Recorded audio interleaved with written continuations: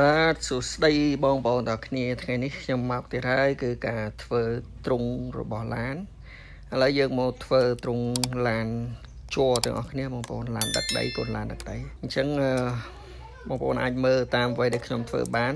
បន្ទាប់ពីយើងវាស់វែងរួចហើយយើងកាត់វារួចហើយយើងជ្រៀកបន្តិចតិចមកបងប្អូនបានចម្រៀកអញ្ចឹងមករួចហើយយើងចាប់ផ្ដើមកាច់ឲ្យបានជារាង4ជ្រុងប៉ុន្តែយើងកាច់តែ3បានហើយបងចង់និយាយថា3ស្ទើបបានអញ្ចឹងណាធ្វើឲ្យបានដូចជា4ជ្រុងអញ្ចឹងបន្ទាប់យើងកាច់បានហើយក៏យើងយកទ្រុងឡានដែលយើងបានគូយើងបានធ្វើជារាងទ្រុងឡាន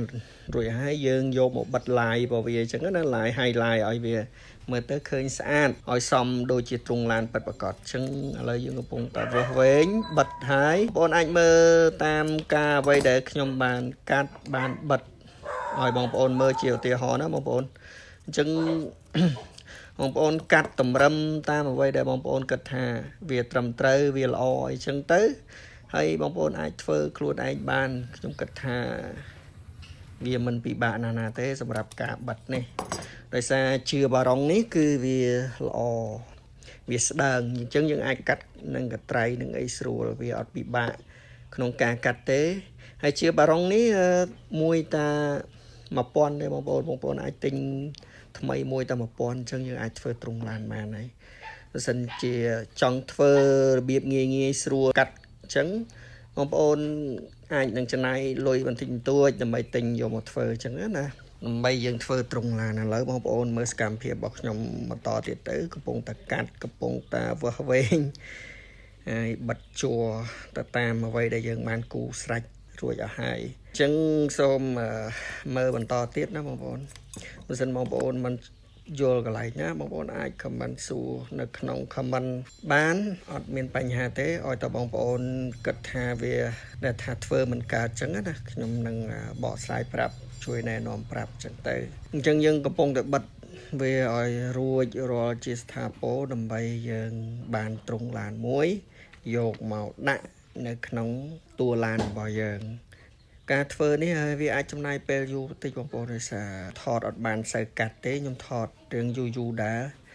ដើម្បីឲ្យបងប្អូនមើលកុំឲ្យថាលឿនពេកអញ្ចឹងណា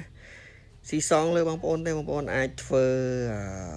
លឿនជាងខ្ញុំក៏ថាបានដោយសារ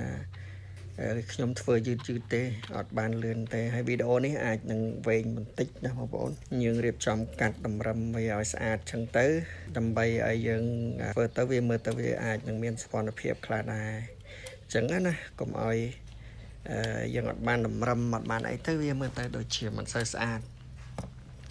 តែខ្ញុំកាត់បានអីហើយខ្ញុំបិទជ្រុងវាមួយទៀតហើយ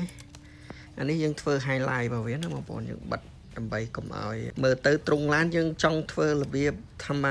សាមញ្ញក៏បានដែរតែគាត់ថាយើងធ្វើទៅវាអត់ស្អាតដល់ពេលយើងបិទ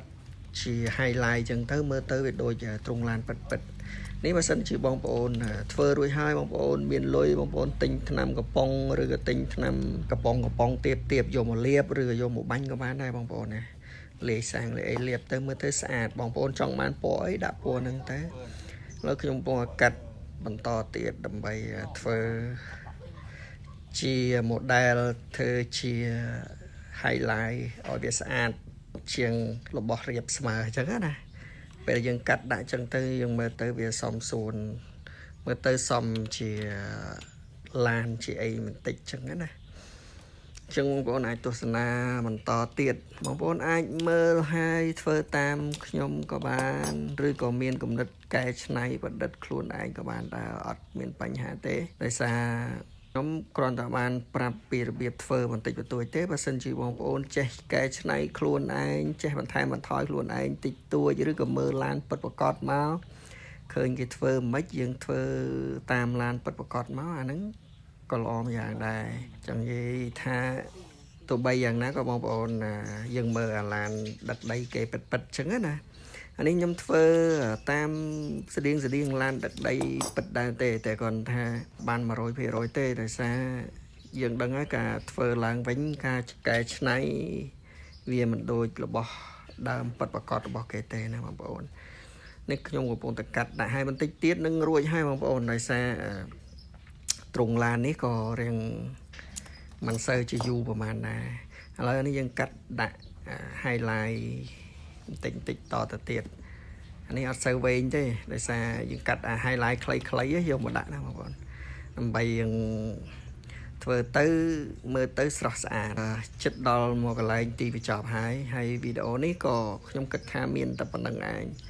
បើសិនជាបងប្អូនចូលចិត្តឬមិនចូលចិត្តអីអានឹងស៊ីសងលើបងប្អូនហើយបើសិនជាបងប្អូនចូលចិត្តចង់ខ្ញុំធ្វើវីដេអូបន្តទៀតសូមជួយចុច like ជួយ share ហើយនិងជួយ subscribe ដាក់រូបកណ្ដឹងនៅវីដេអូខ្ញុំមួយមកដើម្បីឲ្យបានវីដេអូថ្មីទៀតសម្រាប់បងប្អូនទស្សនាអញ្ចឹងណាសូមអរគុណបាទសូមជម្រាបលាសូម